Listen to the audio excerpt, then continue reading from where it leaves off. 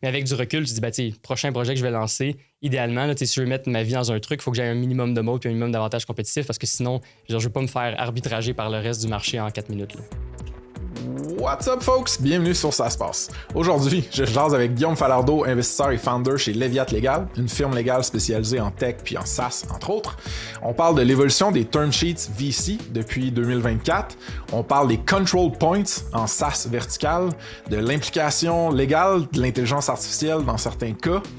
Et puis on parle de ce qui se passe concrètement quand une startup qui est supposée faire de l'hypercroissance stalle ou s'en va dans le mauvais sens. Guillaume va nous expliquer aussi une couple de stratégies pour naviguer certaines crises en tant que founder VC-backed. C'est notre deuxième show avec Guillaume. Le premier est un gros hit, mais cette fois-ci, je trouve qu'on plonge vraiment deep dans des côtés moins glamour de la startup life, mais extrêmement critiques et importants. Gros stock, alright, on passe au show, let's go!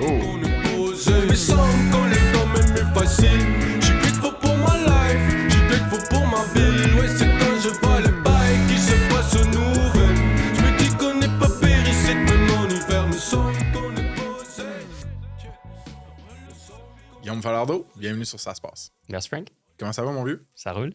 On se voit souvent ces temps-ci? Ouais, pas mal. Hein? C'est un grand plaisir. En plus, je vois de plus en plus ton frère, fait que je te vois 4 fois plus, en théorie. Mauvaise blague de jumeaux. On continue. Guillaume, pour le monde qui n'ont pas déjà écouté l'épisode de Pod vraiment sick qu'on a fait l'année passée, ou peut-être un paquet de capsules qu'on a faites puis qui te connaissent pas, fais-moi juste un mini review de ton parcours. Yes, donc Guillaume Falardeau, avocat de formation. Je suis l'avocat fondateur du cabinet Leviat Légal, donc un cabinet boutique en capital de risque puis en technologie. Fait que ce qu'on fait au day-to-day, là, pour ceux qui ne nous connaissent pas, c'est qu'on accompagne les founders du début à la fin de tout leur parcours entrepreneurial. Fait que c'est du début de la création de leur business jusqu'au exit, jusqu'à leur vente. On fait tout le day-to-day qui les aide au niveau juridique. Fait que template de contrat, négociation avec leurs clients, c'est du Enterprise SaaS, par exemple, qui ont beaucoup de contrats à négocier avec eux, entente de référencement, de revendeur, leur plan d'option, SaaS Agreement, Privacy Policy, t'es nomme tout. Dès qu'il y a du papier, on les accompagne et on les aide avec le légal. Malade. Ça fait combien de temps que vous avez fait ça? J'ai parti en 2018.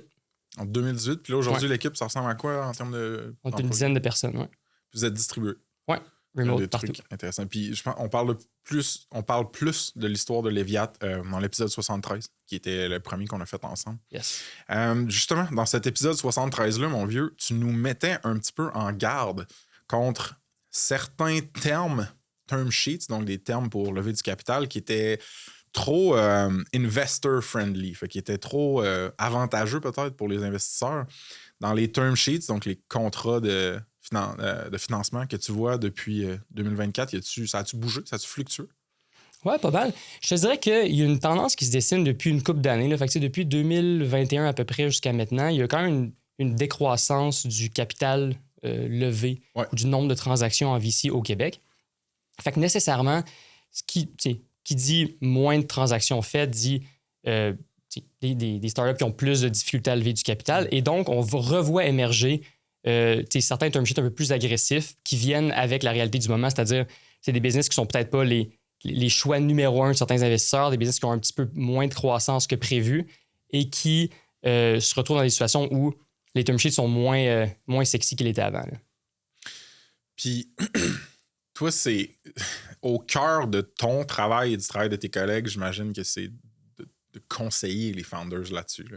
C'est de dire genre, yo, je comprends que vous n'êtes peut-être pas dans la meilleure position pour lever du capital en ce moment, mais cette condition-là, par exemple, ou ce droit-là dans votre compagnie, c'est comme overkill. Oui, exact. Parce que, au final, bon, tu n'as pas tout le temps le choix des cadeaux. Là, tu fais avec la situation que tu as et tout ça, mais l'objectif, c'est que nous, on entre vraiment tôt dans le processus. Les fondateurs viennent nous voir dès qu'ils commencent à négocier un term sheet, dès qu'ils commencent à approcher les investisseurs, ils viennent nous voir pour des conseils là-dessus.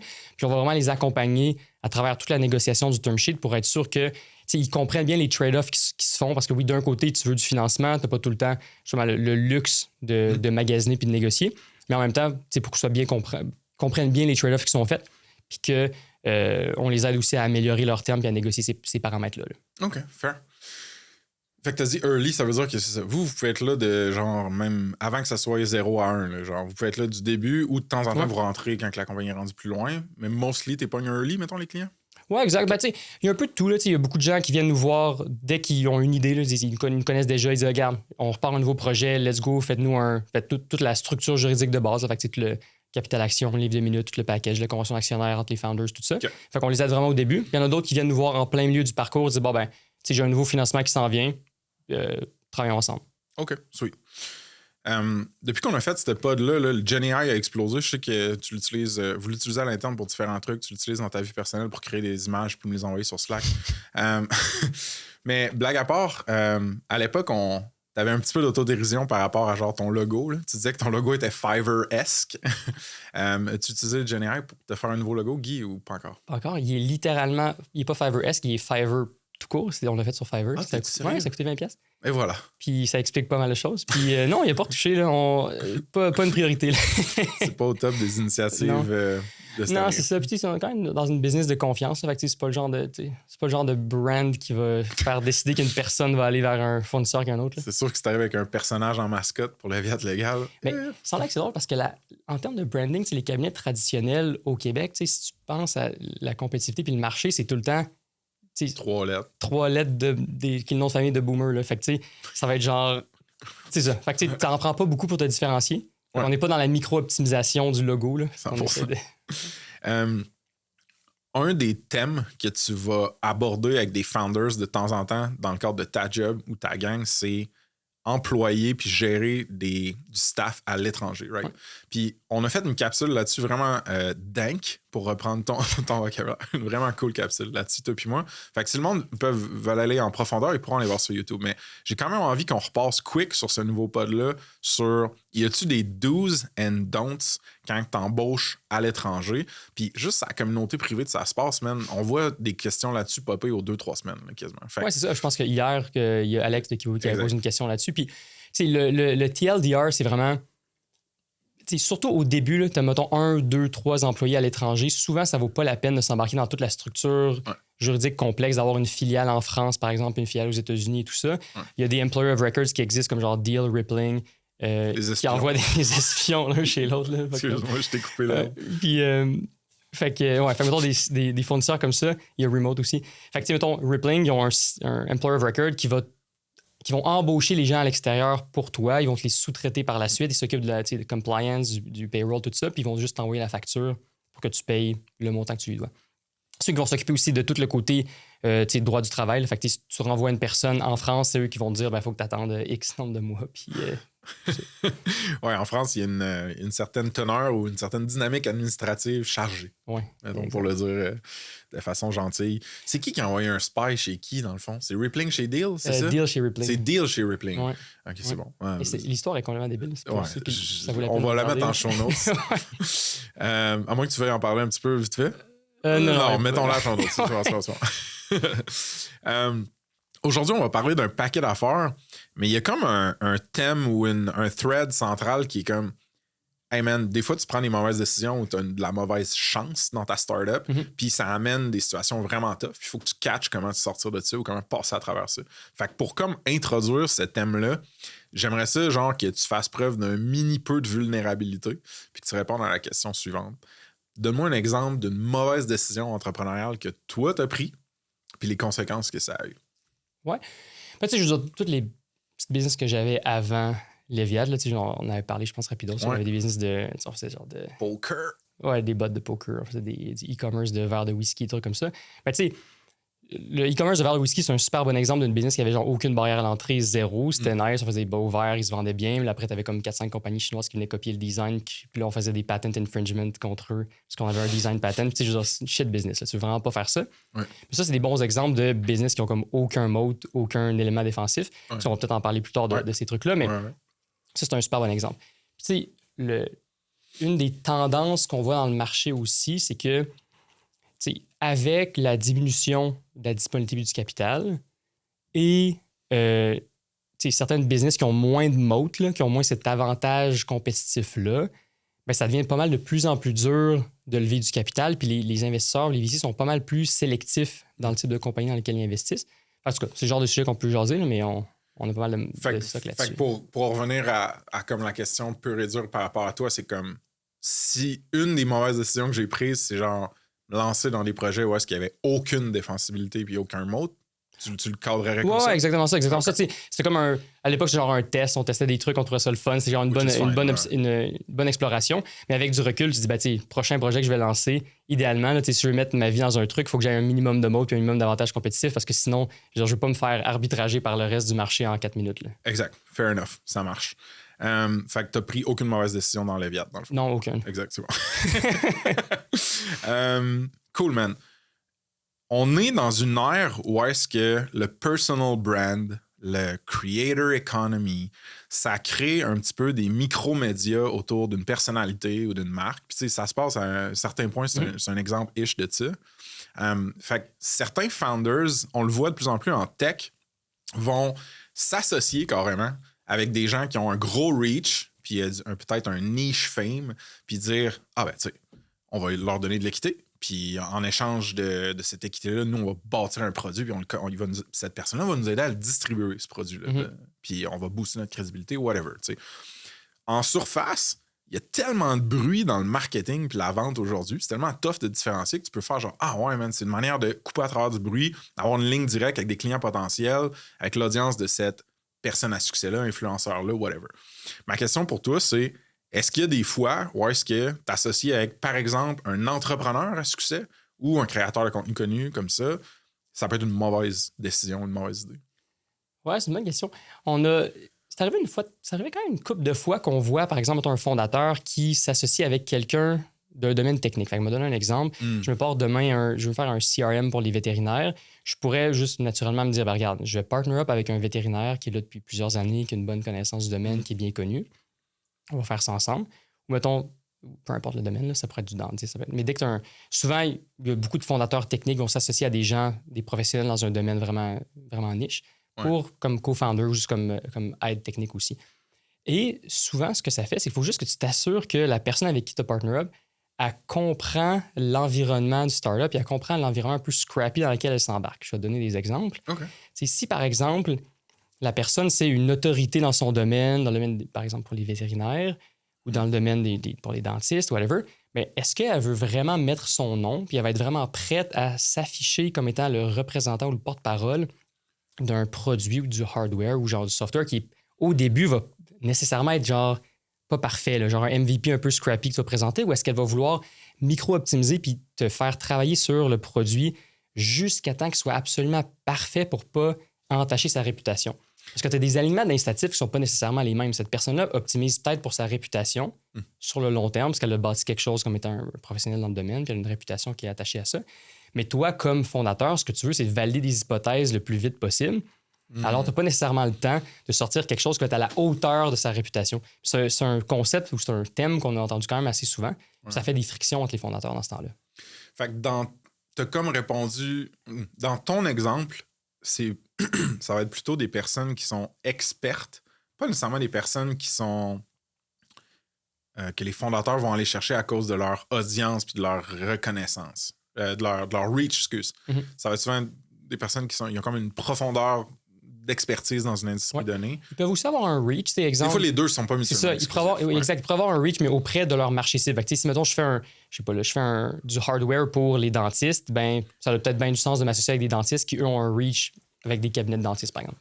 Mais où j'allais avec mes skis, c'est t'as deux choses qui peuvent jouer. De ce que moi, j'ai vu dans mon expérience, puis toi, t'as vu beaucoup plus de deals que moi et tout, le fait à voir, c'est que t'as deux choses qui peuvent influencer, mettons, un ralentissement du processus itératif de développer un produit, puis qui est très imparfait. Puis tout ça.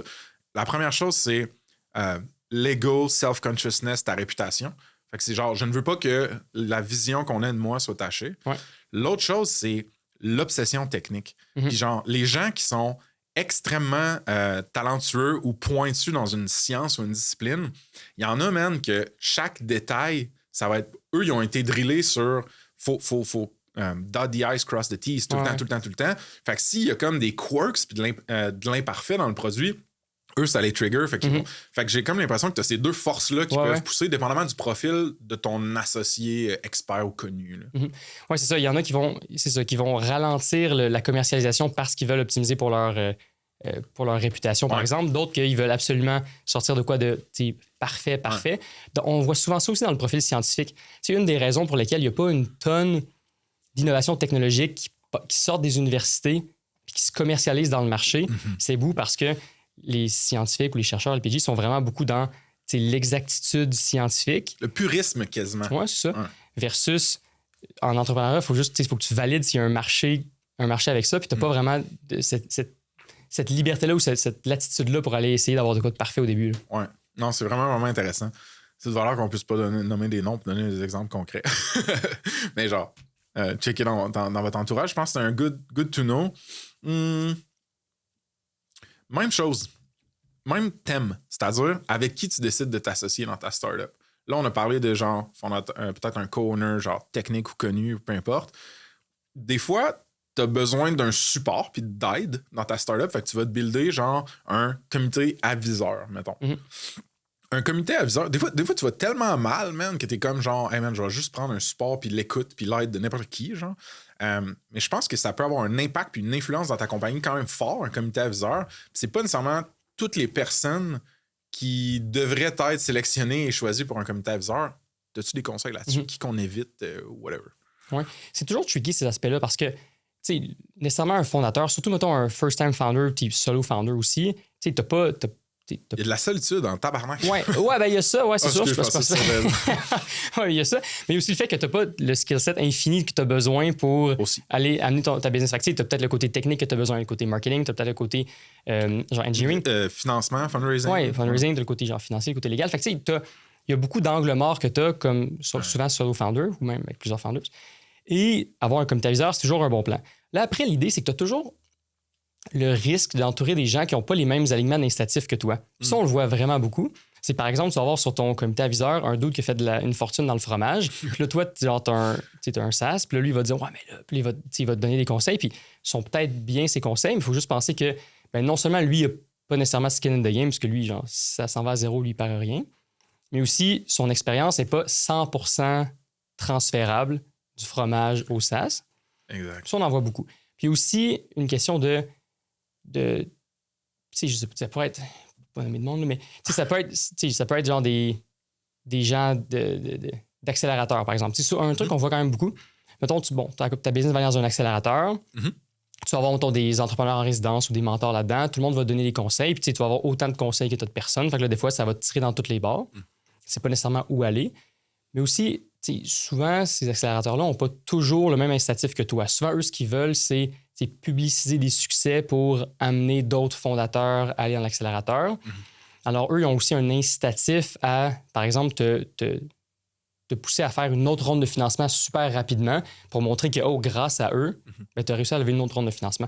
Fait que, de comprendre l'alignement d'incitatif de tout le monde autour de ton comité aviseur, c'est super important parce que tu vas te faire tirer dans toutes les directions. Puis c'est important aussi d'avoir du agency de ton côté comme fondateur pour dire, je prends les conseils, j'entends tout le monde, là, mais à la fin de la journée, je vais prendre ce que je pense qui est le mieux pour moi, puis de ne pas te laisser partir de tous les bords. Là. All right, folks. Petit shout-out à Baseline, partenaire certifié Ça se passe. C'est mes geeks puis doctorants en intelligence artificielle préférés. Ils ont accompagné un paquet de SaaS en AI pour collecter puis valoriser de la donnée, mais aussi pour développer des fonctionnalités puis des automations critiques. Check them out sur saspace.com/partenaire avec un S.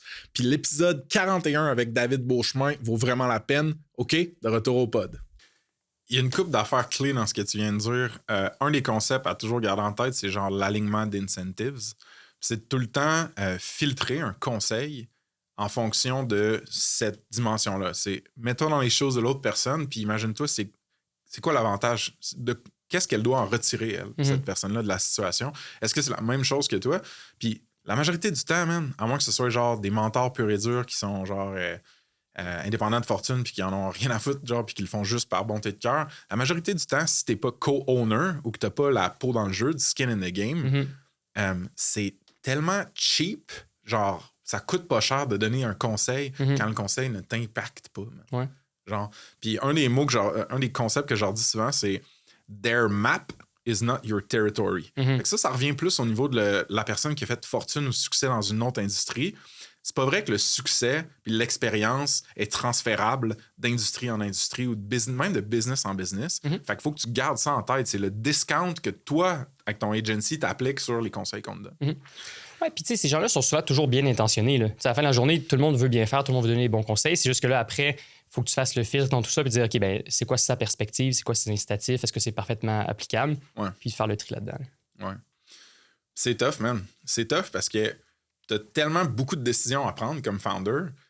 Puis des fois, tu les prends pas dans un état d'esprit qui est optimal. Genre, t'es brûlé, t'es stressé avec ton payroll ou avec ton prochain fundraising. Fait que c'est ça que je trouve qui est remarquable à propos des bons founders, c'est qu'ils sont capables de prendre les bonnes décisions puis de filtrer les conseils, de discounter des milliers de fois dans l'année. Genre, même plus, là, si tu comptes toutes les micro-décisions que tu prends dans une journée. Fait que ouais, ça m'intéresse.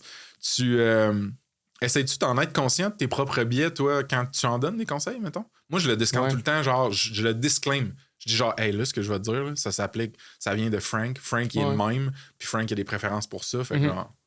Oui, exact. Mais oui, tout le temps. Puis surtout dans des contextes de financement, on va dire, tu sais, comme voici ce qui est market dans des termes de financement, voici ce que tu te fais offrir, il y a un delta entre les deux. Fait que, tu sais, mettons que moi, je suis pas à ta place. Là. C'est pas moi qui a le dos au mur, c'est pas moi qui est rushé pour closer ce financement-là. Fait que, tu sais, moi, dans un monde idéal, tu aurais ça. Là, ta situation, c'est ici. Mon rôle, c'est d'expliquer justement c'est quoi les trade-offs, c'est quoi les risques qu'il prend ou c'est quoi les implications de ces choix-là. À la fin de la journée, on va le guider, on va l'aider là-dedans. Mais c'est pas nous qui va lui dire, genre, je vais pas lui dire non, accepte pas ça, refuse tout ça. Ça nous arrive des fois dans une transaction de voir des gens qui sont conseillés, ils disent non, on refuse ça absolument. Je veux dire, c'est pas cette personne-là qui a des cautions personnelles sur les prêts si jamais ça passe pas. Fait que, à un certain moment, il faut gazer. Là. Je me rappelle d'un moment où justement, je t'avais appelé puis je voulais faire un changement dans une business, whatever. Puis j'étais bien off, tu sais, puis j'étais bien craqué, puis j'étais là, hey man, genre, c'est-tu possible logistiquement ou techniquement de faire ça, Guy? Puis t'étais comme, ouais man, genre, tu peux faire X, Y, Z, tout ça c'est possible techniquement. Mais laisse-moi dire, genre, d'un point de vue comme humain et stratégique, ce que ça va faire quand les gens font ça. Puis tu m'as comme raconté un peu l'histoire de genre, hey, tu sais, en fonction de cette nouvelle histoire-là que je te raconte, prends une décision, tu sais. Fais pas juste te dire, peux-tu tirer sur la gâchette, genre légale, sur X, Y, Z décision? Non, c'est quoi les impacts après, tu sais? Oui, puis on a eu une situation récente qui était quand même bien aussi, c'est l'envers de ce qu'on discute là. On a vu une situation où des clients nous ont dit hey, ça tenterait-tu de prendre un call avec nous? J'ai plein d'advisors. On veut juste brainstormer d'une décision qu'on a à faire au niveau comme de la restructuration de la compagnie, réorganisation. Okay. On veut quand même faire de quoi de complexe puis tout ça. Puis on était sur l'appel, puis ça a donné que tous les advisors ils étaient tous alignés parfaitement. Ils disaient toutes la même chose. Non, je pense que vous devriez faire telle affaire. Puis tout le monde était aligné là-dessus. Okay. Ça, c'était super bien parce que ça arrive quand même rarement. Là. Souvent, tout le monde. Mettons, la personne avec un chapeau de marketing est là, genre, hey, on devrait faire genre une stratégie marketing. La personne avec un chapeau comptable était là, genre, il veut optimiser d'autres affaires. Ouais. Fait que ça arrive que tout le monde était vraiment aligné. Ça, c'est un exemple où je trouve ça super intéressant parce que tout le monde a discounté leur propre conseil en disant, regarde, moi, mon expertise, c'est ça. Ouais. Je pourrais être porté, mettons, me donner un exemple avec moi.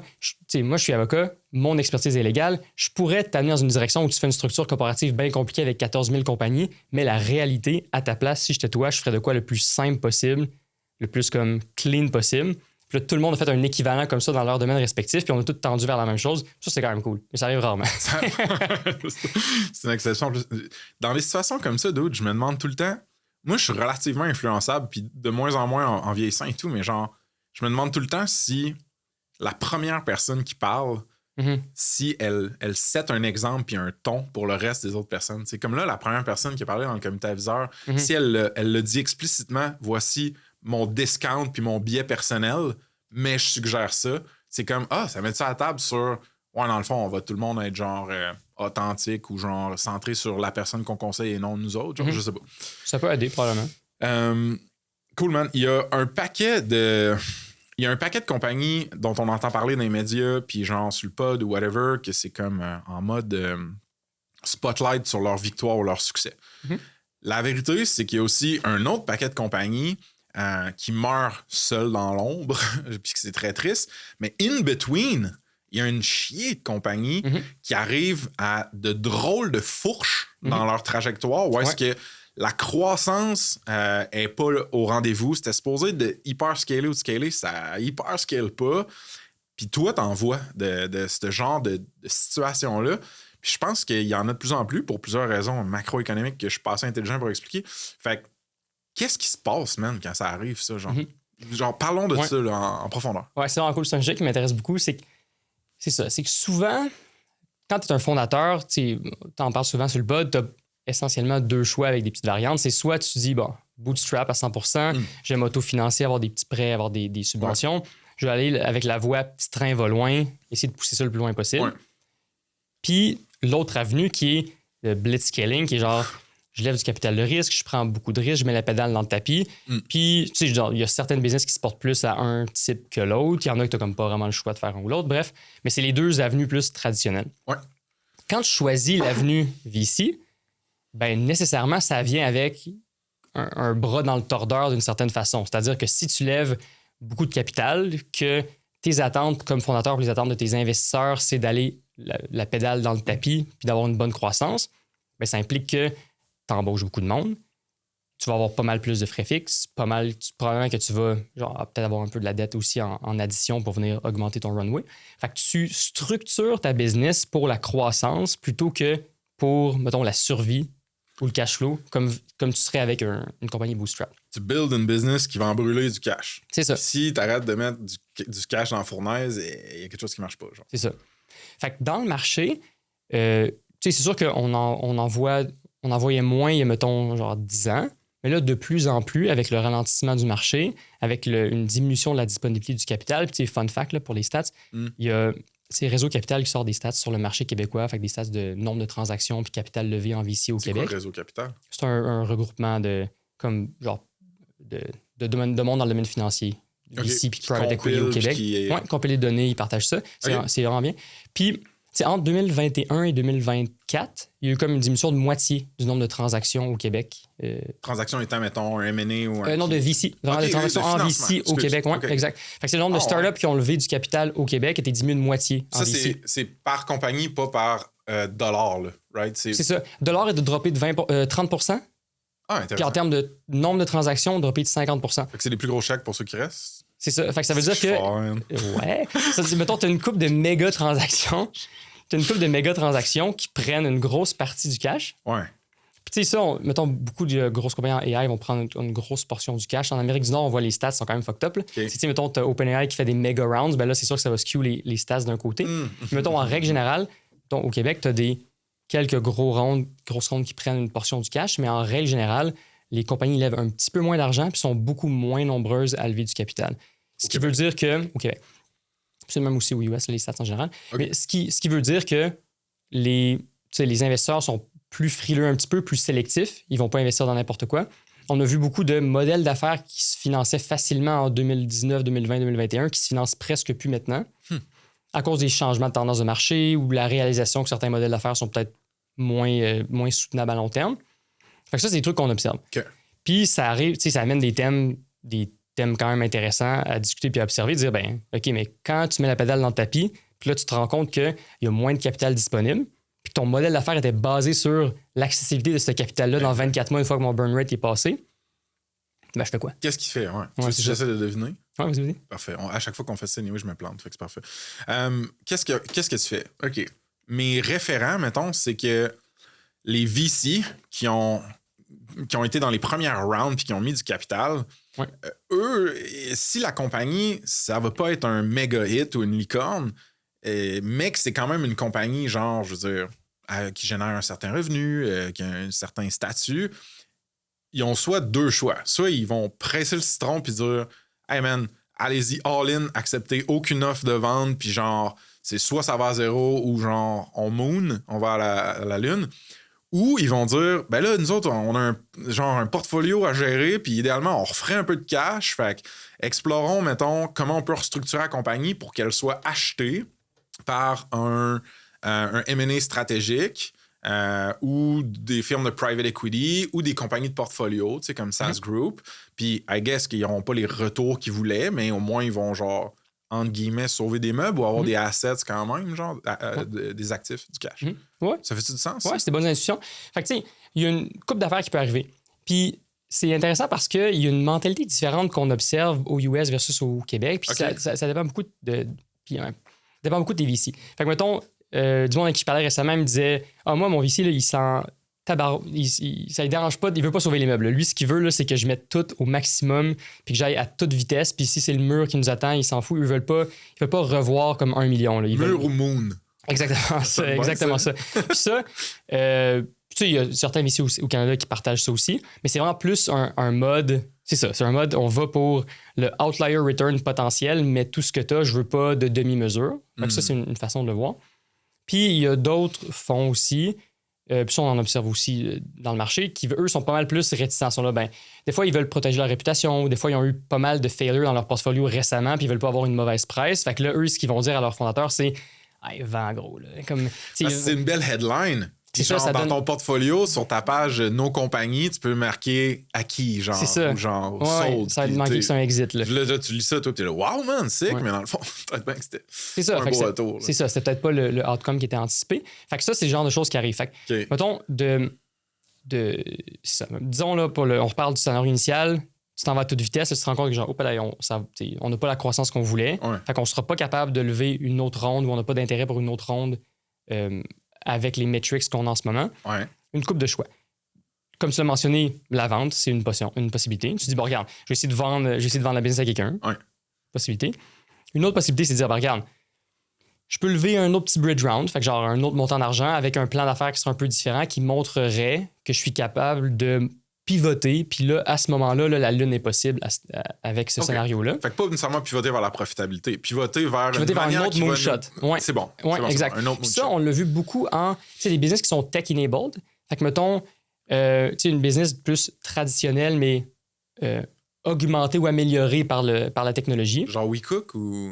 Ouais, ça pourrait être des bons exemples. Ouais. Okay. N'importe quel business qui est comme un... Genre, tech-enabled, que tu sais que c'est pas un SaaS pur, il y a beaucoup d'opérations puis de concret derrière. Ouais. Ça pourrait être un cabinet d'avocats. Il y avait un business à Californie qui avait ça. C'était comme un cabinet d'avocats qui était tech-enabled. Fait que c'est beaucoup de software derrière. Ouais. Puis, c'est un peu comme nous on fait, puis qu'on s'inspire d'eux aussi. Mais eux, une fois qu'ils se rendent compte que, ben, crime, c'est bien qu'une business de service, puis genre, on n'a pas les marges nécessaires pour ça, puis on n'a pas le cash nécessaire pour supporter, en plus du staff de service, toute une équipe de développement autour de ça, puis ça ne donnera pas le VC type of return qu'on s'attend, que nos investisseurs s'attendent. Ben là, ils pivotent vers, on a quand même une tech développée à l'interne. Fait que plan B, on pivote vers licencer notre software qu'on a développé à l'interne. Puis ça, là, c'est un play pur SaaS. Fait que là, c'est un peu plus comme acceptable ou ça a le plus un type de VC type of return. Fait que souvent, il y en a qui vont tester ça. Ils vont dire, regarde, plan A, tech-enabled, pas fonctionné. On essaie un autre truc. Plan B, software pur SaaS. Puis là, ils essayent ça. Ça, c'est une option. Mm-hmm. Ensuite, une autre option, c'est de pivoter vers la profitabilité. Exact. C'est de dire, regarde, notre business, c'est pas comme elle n'est pas à zéro, là, elle a du potentiel, mais c'est pas du 100% year-over-year growth, mais c'est genre du 20-30%, puis ça reste des belles business. Buffer, c'est ça qu'ils ont fait, me semble. Possible, moi. À voir, là, mais je pense qu'ils ont genre progressivement racheté leurs investisseurs ici, puis genre pivoté vers la profitabilité. Ouais. Mais tu sais, ça, c'est une affaire que je voulais te demander, c'est genre, oui, t'as le bras dans le tordeur de hypergrowth, puis de burn cash, puis tout ça, mais dans certains cas, tu peux le sortir, le bras. Certains cas, sort écorché, là, mais genre, tu peux le faire. Ouais, bien souvent, si tu choisis ce path-là, de dire, ben là, on scale back à quelque chose de profitable, ben là, nécessairement, tu dois quasiment renvoyer beaucoup de monde. Tu vas licencier beaucoup de monde parce que si tu avais une team de 50 personnes puis tu allais vers la Lune, puis là, tu te rends compte que tu vas ralentir, ben là, il faut que tu commences à dire, OK, ben comment je coupe mes coûts? Parce que des fois, tu as de la dette aussi, tu as des frais fixes, tu as un loyer, des choses comme ça. Tu dis, OK, ben je peux cost-conscious. Ouais, pas mal plus. Puis là, après, c'est de voir, ben c'est ça. Tu refais un plan d'affaires autour de ta business qui fonctionnerait dans un modèle de croissance plus modeste. Puis ça, dans le tech-enabled, on l'a vu beaucoup aussi. Dire, crime, on a bâti de quoi de nice, ça fonctionne, on est plus profitable que nos compétiteurs qui sont pas tech-enabled. On pourrait juste comme continuer à rouler là-dessus avec une croissance lente. Ça aurait bien du sens, on serait une business profitable. Ça amène d'autres enjeux, là, parce que tes investisseurs, eux, ils n'ont pas sign-up pour ça. Ouais. Fait que là, après, une couple d'affaires qui peut se passer. Il y en a qui peuvent te dire YOLO, là, fais ce que tu veux, continue avec ça. Ouais. Il y en a qui vont te dire ben là, nous, c'est pas ça qu'on veut faire. Fait que si vous êtes pour faire ça, rachetez-nous. Mais là, après... À quel prix? Ça. Parce que souvent, les valorisations que tu as obtenues dans les dernières années qui étaient pas mal plus élevées, ben là, tu serais peut-être pas capable de leur offrir ça. Fait qu'on a vu dernièrement des transactions où des compagnies rachètent leurs investisseurs à discount en disant, ben, regarde, vous allez reprendre une partie de votre capital, vous allez pouvoir faire d'autres bets avec ça. Puis nous, ben, on est bien content de ce qu'on a bâti, puis on va essayer de rouler avec ça. C'est possible, mais ça fait de la friction pas mal. Puis en même temps, la compagnie n'a pas infini de capital non plus parce que jusqu'à dans les derniers mois, elle brûlait tout son cash. Fait que là, des fois, il y en a qui vont emprunter aussi pour faire une espèce de management buyout pour comme racheter les investisseurs. Encore une fois, ça, il faut qu'on ait un certain revenu, une certaine profitabilité pour être capable de financer ça. Tu tanques la dette là, à ce moment-là. C'est ça. Ouais. Fait que c'est vraiment pas un slam dunk, mais c'est possible, puis on l'a vu, puis il y en a ça a bien fonctionné. Là. Puis Guy, je sais pas si tu as des exemples précis ou concrets de certaines compagnies qui ont fait ce genre de pivot-là. Si oui, tu les dropperas, mais sinon, c'est vraiment pas plus grave. Je comprends que tu dois respecter un paquet de confidentialité avec ton rôle, puis, oui, je respecte. Qu'est-ce qui est le déclencheur? D'où vient le déclencheur d'une conversation de pivot ou d'ajustement comme ça le plus souvent? Est-ce que ça vient des co-founders? Est-ce que ça vient plus des investors? Qu'est-ce que tu vois? Genre, c'est qui fait un moment donné, hey, ça marche pas, là, faut qu'on se parle. Genre. Ouais, ça vient de tout le monde, là, parce que à un moment donné, tout le monde voit le mur arriver à la même vitesse. Là. Fait que les fondateurs, eux, sont pas mal plus proches des day-to-day parce qu'eux sont en business. Là. Fait que c'est sûr que c'est eux qui voient ça arriver de loin, qui pensent au plan de match A, B, C, D. Le board, là, ça dépend à quel point ils sont impliqués, mais il y en a qui se rencontrent juste trimestriellement. Fait qu'il y en a qui voient des updates au trimestre, puis sont comme surpris de voir ce qui se passe. Fait que ça dépend du niveau de communication puis de feedback que tu donnes à tes investisseurs. Puis le nombre de communications. Mais ouais. Fait que il y a certains investisseurs qui sont aussi beaucoup plus lousses puis pas mal pas stressés. Fait qu'il y en a qui vont dire, tu sais, all good, là, genre, nous, on va te backer même si tu repars un autre truc par la suite. Il y en a d'autres qui vont être pas mal plus protecteurs de leur cash puis de leur réputation, puis ils vont vouloir pousser vers le outcome. Fait que c'est ça. Fait que quand la foire pogne, c'est vraiment là que tu vois que les dynamiques sont plus les mêmes qu'avant. C'est ceux qui cheeraient from the sidelines, que là, genre, let's go, puis c'était nice. Mais genre, tu sais, eux, une fois que la foire pogne, ils sont pas mal plus stressants. Là. Ils droppent leur pompon à terre. C'est ça. Puis ils enlèvent leur kit de cheerleader. Mon analogie est finie, bro. Fait que là, si je résume grossièrement, quand tu arrives à cette fourche-là où tu étais supposé de hyper croître, mais tu ne réussis pas à hyper croître et tu n'auras donc pas accès au capital subséquent pour continuer cette grosse croissance, tu as une couple d'options. Vendre la compagnie, carrément.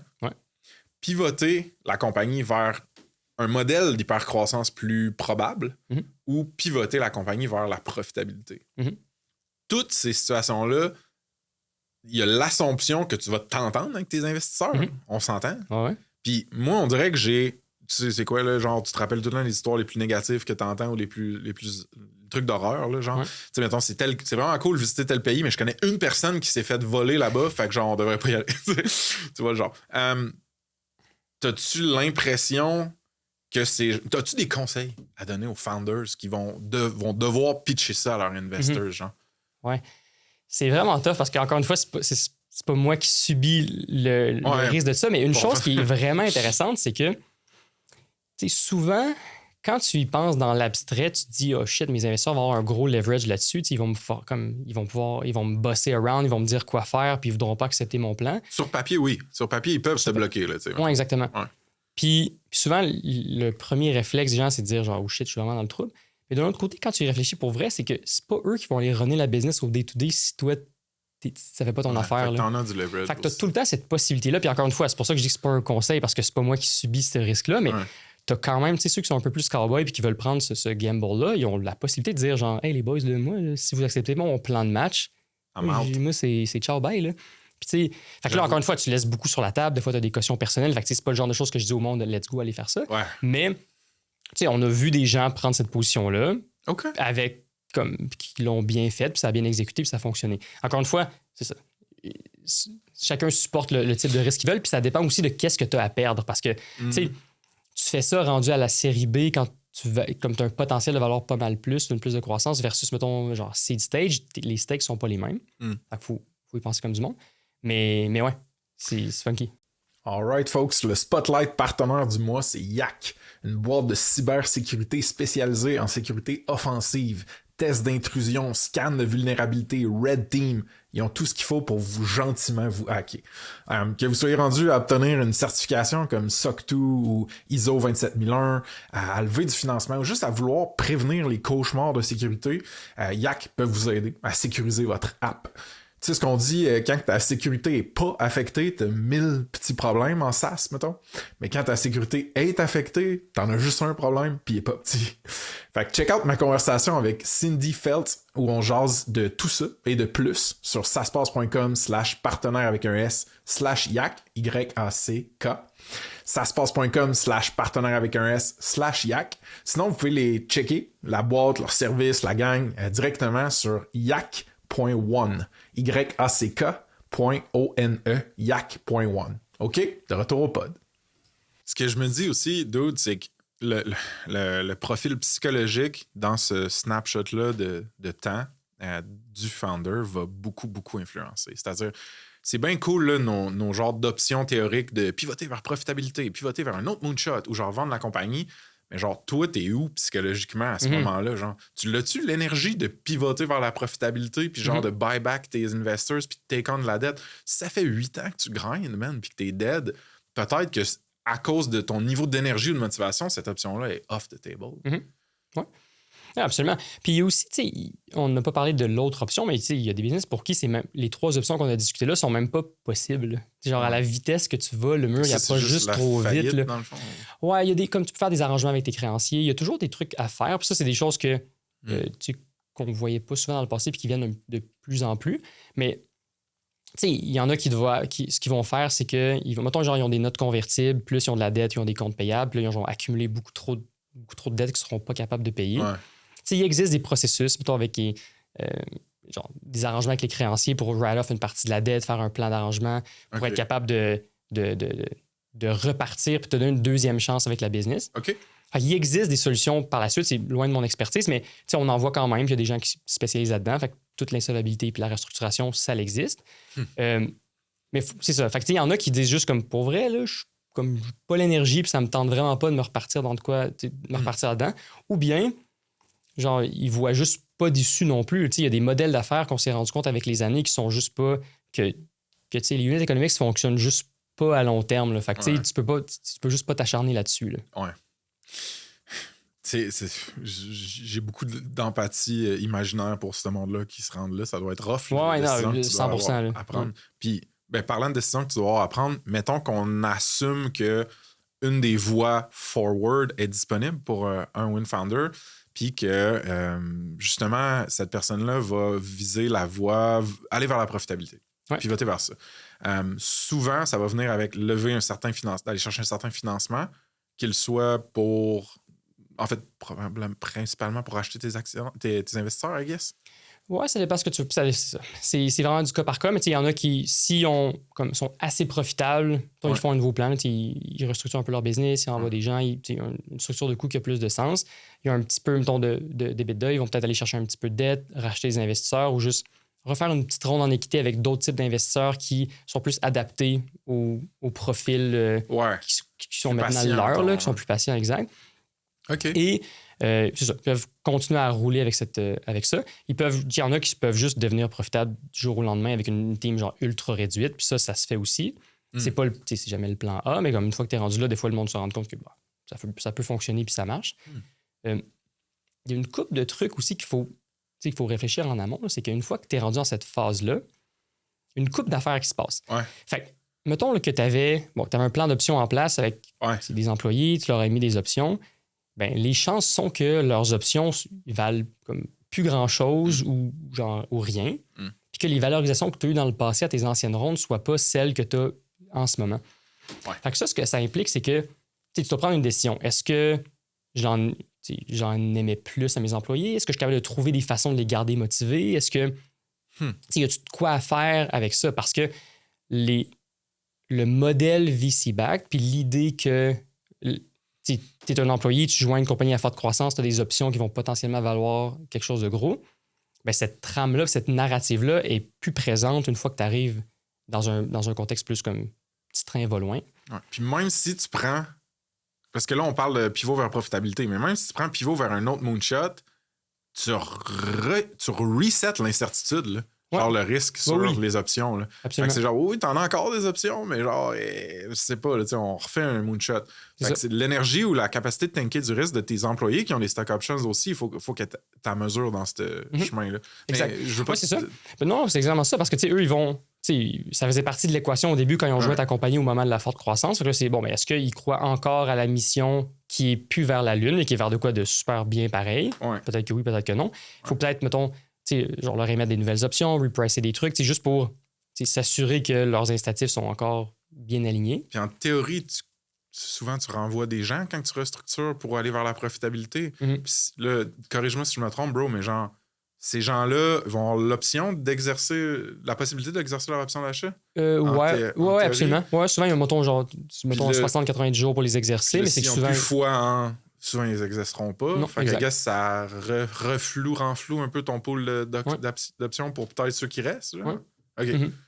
Oh. Ouais. Comme ça, c'est pas des scénarios qui sont super cool, mais tu sais, c'est. On a été qui se fait de même. Là, non, c'est ça. C'est un plan qu'il faut que tu fasses à long terme aussi. Puis il y a de la communication avec les employés aussi pour les garder motivés, pour l'intérêt aussi. Puis, mais encore une fois, c'est pas pour comme décourager le monde, mais il y a des paths qui sont pas mal.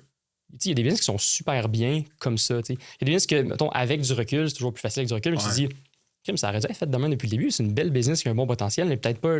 C'était peut-être pas une business qui avait besoin de 50 millions. Là. Fait il y a ça. Aussi, un autre des trucs, la même chose qui se passe avec les employés peut se passer aussi avec les fondateurs. Parce que quand tu lèves du VC, tes investisseurs ont des actions privilégiées. Fait qu'ils ont une préférence de liquidation, ce qui veut dire qu'ils vont être payés avant les actions ordinaires que habituellement les fondateurs ont pour les employés.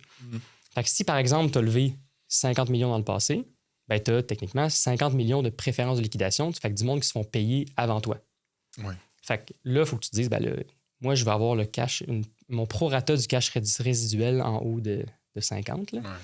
Fait qu'il y a certains fondateurs qui, eux, t'apportent à ce moment-là. Ils se disent, il y en a peut-être il y en a certains qui veulent continuer, eux, ça leur parle, puis ça a du sens pour eux, mais moi, je suis plus rendu là. Parce qu'il n'y a plus d'upside pour moi. C'est ça. Mettons.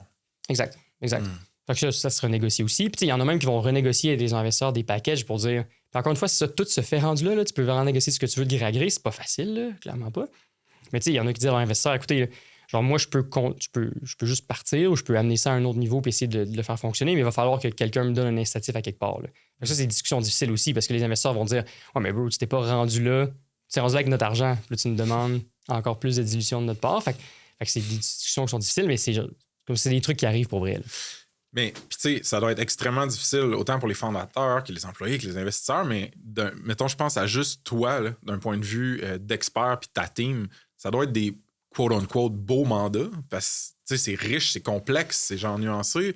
Je sais pas si c'est des mandats profitables ou pas, mais je veux dire, c'est clairement un mandat où ce que tu veux que ton avocat soit fucking sharp. Là, oui, ça, c'est certain à 100%. Comme c'est chargé émotionnellement, fait que c'est jamais le fun parce que tu sais, c'est pas le genre, c'est pas comme un financement qui est tout le monde est aligné vers la lune, tout le monde est super content de ça. C'est comme tu fais des trade-offs parmi les décisions, des plans B, C puis D, mais c'est intéressant parce que c'est. Genre, il y a vraiment beaucoup de paramètres à considérer. Ben c'est ça, c'est comme malléable ou je sais pas. C'est ça. Ce que tu disais. Il y a vraiment beaucoup de paramètres puis tout se négocie. Fait que là, il faut considérer vraiment beaucoup d'aspects. Puis il y a aussi l'aspect humain puis l'aspect de négociation avec chacun de tes investisseurs, avec tes employés. C'est pas tout le monde qui a les mêmes objectifs. Tu as des investisseurs qui, eux, ce qu'ils veulent, c'était genre de favoriser l'emploi au Québec. T'en as d'autres qui, eux, ce qu'ils voulaient, c'était, je sais pas, là, ils voulaient aller vers la Lune. Fait que, tu sais, c'est pas tout le monde qui vont réagir de la même façon au plan que tu leur proposes. Fait que c'est compliqué. C'est le fun. Ouais, mais c'est ça, je trouve que. Genre, c'est juridiquement puis techniquement complexe, fait que c'est le fun, mais c'est pas des situations qui sont genre heureuses. Là. Oui, parce que les gens sont blessés là, autour de la table, là, ils ont... ou du moins ils sont off. Cool. Côté avocat, conseil juridique, as-tu quelque chose que tu veux dropper par rapport à tout ça, genre?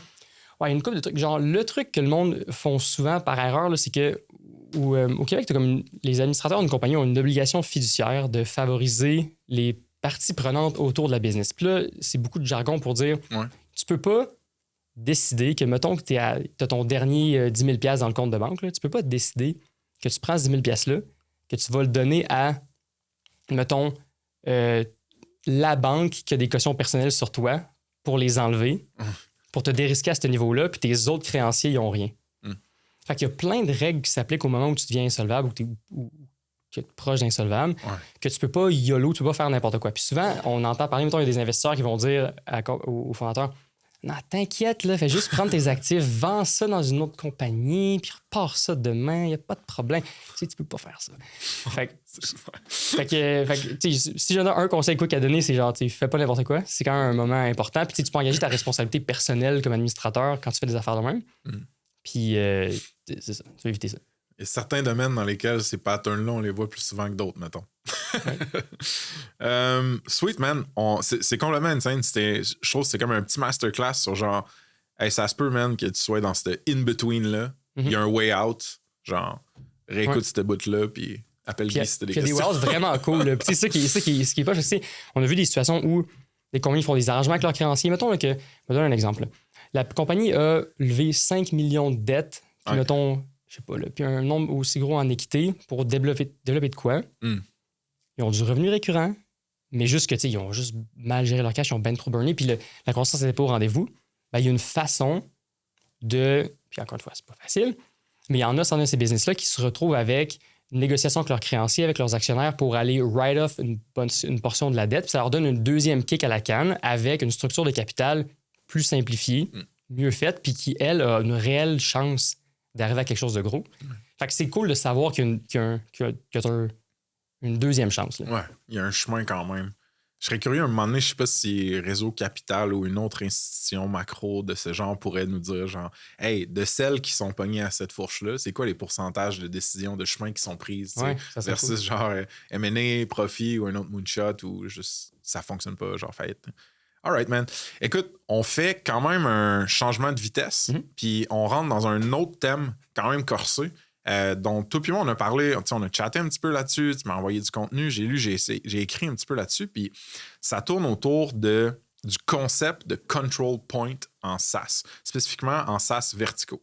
Fait que si le monde veut le catcher, c'est quoi un SaaS vertical? Grosso modo, c'est genre, au lieu de t'attaquer à une fonction d'une entreprise, genre, mettons, les RH, le marketing dans n'importe quelle entreprise, mais tu t'attaques à une industrie spécifique puis à plusieurs fonctions dans cette industrie-là. Fait que si tu prends, mettons, Gaia comme exemple, eux autres, ils s'attaquent aux ISPs, Internet Service Providers, puis ils gèrent tout ce qu'un ISP a besoin de faire dans leur solution technologique. C'est grossièrement expliqué, mais c'est pas mal ça. Puis ce que tu m'as envoyé, ça s'appelle Control Point Patterns par une firme VC, je crois, ou de quitter Tidemark. VC, oui. VC, OK. On mettra ça dans les show notes, mais grosso modo, là-dedans, ils décrivent c'est quoi un point de contrôle, un control point pour un SaaS. Puis là, on va essayer d'expliquer, toi et moi ensemble, c'est quoi ça, puis comment que les gens devraient penser à ça stratégiquement. Ouais, c'est cool. Ça vient du concept initial, puis pour ceux qui s'intéressent, il y a un livre qui s'appelle Seven Powers de Hamilton, qui était... Hamilton Helmer, je pense, qui est super bon. En gros, c'est un livre vraiment court, qui rapid fire, genre 7 modes potentiels que tu vas avoir dans une business. C'est-tu que tu m'avais offert comme livre? Non, c'est un autre. C'est pas celui, OK, excuse. Puis, tu le veux-tu? C'est une demande. Fait que c'est ça, il y a plein de monde avec leur propre framework, leur propre théorie, mais essentiellement, ça revient à c'est quoi les trucs qui existent pour une business de se créer un avantage compétitif ou qui leur donne la défensibilité, qui leur permet de conserver leur bonne marge et leur profitabilité sur le long terme. Ouais.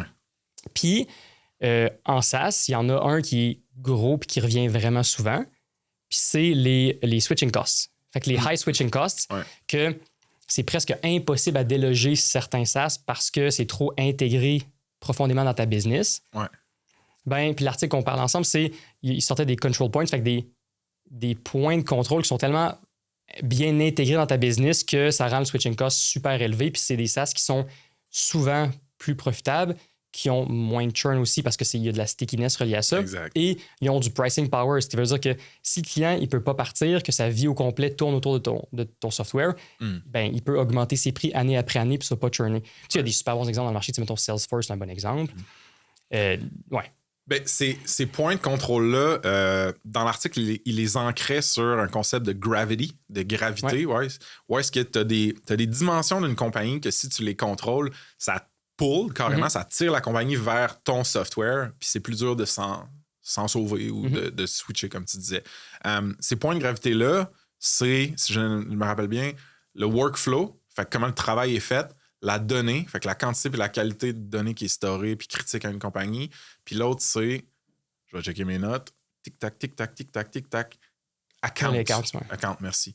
Comment tu me les décrirais grossièrement, ces trois-là? Ouais. Fait que le data, c'est lui qui est le plus simple à comprendre, qui est le plus évident. C'est si les données que tu utilises au day-to-day dans ta business sont concentrées dans un SaaS, ben ça va être difficile pour toi d'en sortir. Fait que pour un exemple simple, mettons QuickBooks. Ben, dans QuickBooks, j'ai toutes les données historiques transactionnelles des 10 dernières années. Et donc, le jour où je veux changer pour un autre fournisseur, ça va être compliqué, ça va être long, il va falloir que j'extrais ça, je ne sais même pas si c'est possible. Fait que, tu sais, c'est un system of record, fait que c'est une place centralisée où toutes les données par rapport à ma business sont. Et donc, c'est difficile de s'en sortir. Puis souvent, une fois que tu as le system of record, tu es capable de bâtir autour de ça. Fait que souvent, mettons, tu vas faire des rapports financiers ou rapports trimestriels avec ces données-là. Fait que là, tu as des workflows qui se buildent autour de ça. Tu vas avoir, mettons, des... ouais, c'est ça. Fait que tu peux bâtir vraiment longtemps autour de ton system of record parce que au final, tu gères pas mal de données dans une business, puis eux sont centrés là-dedans. Une manière grossière, c'est peut-être dire que tu es la source de vérité, un peu comme le source of truth. Ouais. Mais ce qui est tough, c'est qu'avec la notion de workflow, comment tu l'expliquerais pour le fun? Au pire, je vais essayer. Workflow, c'est où tu passes essentiellement où tu passes le plus de temps dans ta business. Fait que, pour donner un exemple, comment tu fais le travail? Comment tu fais le travail, exact. Fait que, mettons, il y en a des plus larges que d'autres, mais Gaia, c'est un super bon exemple. Ouais. Les compagnies de télécom qui utilisent Gaia au day-to-day, ils sont dedans tout le temps. Tout le temps. Fait que genre, ils font tout dedans. Ils font tout. Fait que, mettons, tu as des... les gens sur le terrain qui vont faire des installations de modem, ils l'utilisent pour leur field service. Tu as les gens qui font le service à la clientèle qui sont dans le chat. Tu as les gens qui monitorent le réseau, genre. Oui, exact. Fait que tout le monde est dedans. Fait que ta business au complet tourne autour de ce truc-là. Ouais. Et un des points forts là-dedans, c'est que si les gens passent leur journée là-dedans, ben toi, ce que tu veux faire, c'est de leur donner de la valeur ajoutée avec des workflows que toi, tu es capable de leur fournir additionnellement. Fait que, par exemple, Gaia a un workflow engine qui permet au monde de genre mapper leur réseau puis de bâtir des intégrations puis du code autour de la façon que leur réseau est structuré. Fait qu'imagine un Zapier où tu connectes, dis OK, ben moi, j'ai genre telle infrastructure, j'utilise tel équipement, tout ça, puis ça te bâtit le code pour intégrer ton infrastructure avec ton équipement. OK, wow. Une fois que tu as ça, genre, c'est tough de sortir, essayer d'aller voir un autre joueur, il va falloir que tu recodes pas mal de trucs from scratch, ça va être vraiment compliqué. Puis les gens sont habitués à bâtir des trucs en dedans. C'est parce que là, à ce moment-là, quand tu as data plus workflow gravity, tu as l'information critique de ma compagnie vit dans un endroit et dans ce même endroit, les actions critiques que je prends dans ma compagnie viennent. Fait que tu as du pull, tu as la défensibilité. Puis account gravity, comment tu l'expliquerais? Ouais, celui qui est un peu plus nébuleux pour moi, peut-être un peu moins fort, c'est quand... Genre, c'est qui les comptes qui utilisent le plus ton SaaS? Ouais, le type d'utilisateur. Okay. Fait que si c'est ton CFO qui utilise ton QuickBooks, c'est ton CFO qui fait les chèques pour décider quand est-ce qu'il change de software, les chances sont que il ne changera pas. Là. Ouais. Si c'est un software juste pour les stagiaires, ça se peut que le CFO... C'est ça. Exactement ça. Puis, tu sais, tu as des bons exemples, puis on voit souvent des SaaS qui vont avoir des plans, mettons, des pros, des plans genre Enterprise, qui ajoutent des fonctionnalités de monitoring, de reporting, des choses comme ça, qui viennent ajouter une valeur supplémentaire au C-suite pour être capable de prendre des décisions. Fait que ça, c'est quand même cool parce que c'est une bonne façon d'aller chercher de la défensivité supplémentaire. Parce que tu t'inscris dans leur workflow après. Oui, c'est ça. Ben, ça fait pas mal de trucs, mais aussi, c'est la personne, mettons, le CFO, il l'utilise, puis il veut voir, OK, ben, mettons, genre Missive, c'est un bon exemple. Tu peux avoir des dashboards sur à quelle vitesse les gens répondent à leur courriel. Ah oui. Ou tu peux avoir genre le nombre de courriels reçus, tu as plein de stats là-dessus. Ben, si tu es la personne responsable du customer support, ben, tu vois tout ça. C'est toi qui décides c'est quoi le logiciel de customer support que tu utilises. Ben, les chances sont que tu vas sticker avec Missive parce que tu as toutes tes données là, puis tu es la personne au top de la chaîne qui contrôle ce account-là. Puis toi, Dude, pour avoir fait partie d'un paquet de deals de financement par capital de risque là, à titre d'avocat, puis tu as investi toi aussi, je pense. Fait que tu as beaucoup d'expérience là-dedans. Est-ce que ces concepts-là sont souvent explicitement illustrés dans des decks, mettons, ou des pitchs de fundraising, ou c'est peut-être trop high level ou genre... Non, c'est ça. C'est plus comme théorique. Il y en a qui le font. Il y en a qui sont quand même qui sont plus sophistiqués que d'autres puis qui vont le faire puis qui vont dire genre voici pourquoi notre SaaS a une défensibilité, on n'aura pas de churn, qu'on va avoir de l'expansion avec notre revenu et qu'on va être capable d'augmenter les revenus avec le temps. C'est pas nécessairement chose commune. Non. Mais c'est top. Là. Genre, si t'es capable d'expliquer ça comme ça, genre, c'est un... Ouais, take my money. Ouais, c'est ça. C'est quand même bien. Puis... ouais, c'est ça. Fait que c'est pas explicitement dit. Puis c'est pas le théorique. Puis il existe des centaines de théories autour de ces concepts-là. Ouais. Mais au final, ça revient tout à la même chose. C'est est-ce que j'ai du high switching cost? Puis si la réponse c'est oui, ben les chances sont que t'aies pas beaucoup de churn puis que t'aies du pricing power pour augmenter ton prix. Ouais. Puis c'est un modèle, c'est pas une religion, right? C'est-à-dire que dépendamment du type de compagnie que tu construis, ça se peut que tu aies besoin d'aller chercher ces douves-là, ces moats-là. Il y a une chier de... Tu m'en parlais un peu offline. Tu sais, j'essaie de voir, moi, dans Snipcart, c'était quoi? Mais puis tu me comme dis, ouais, mais tu sais, dans le fond, il y a plein de belles business qui n'ont pas nécessairement une énorme gravity ou des control points de fou, que c'est juste, il offre un bon produit-service, man, à un bon prix, puis comme ça scale ce que ça a besoin de faire. Puis imagine avoir un cabinet d'avocat. Where is your control point? C'est drôle parce que j'écoutais un pod en route vers Québec, puis ça se passe? C'est ça. J'écoute juste ça. le gars, il racontait que il avait acheté il avait acheté un SaaS qui était un plugin sur WhatsApp pour envoyer des rappels sur quelque chose. Eh boy. Puis le gars, il disait, ouais, ça n'a pas bien été. Là, après une année, j'ai comme churné, il y a eu 50% de churn. Puis ça, c'est un bon exemple. C'est un trinket, là, ça reste une gogosse, là. Mais c'est que c'est pas... Il n'y a rien qui tient personne. Tu n'as pas de data gravity, tu n'as pas de workflow gravity, tu n'as pas de account gravity. C'est genre quelque chose que le monde utilise comme de même. Fait que c'était un bon exemple de genre, ça peut être une bonne business, mais ça se peut que ton cash flow soit pas prévisible sur le long terme. Là. Je suis en train de me dire que c'est quand même vraiment facile dans notre tête, probablement, de trouver des control points en B2B.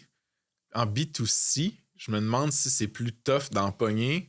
Puis quand t'es pognes, s'ils sont plus forts encore, genre. Je sais pas. Ouais, je connais pas ça, les B2C, c'est un truc qui ça sera un autre pod au pire, le gros. Mais, ouais. Mais c'est souvent, mettons, les vertical SaaS, c'est beaucoup plus en B2B. Là, exact, 100%. All right, man.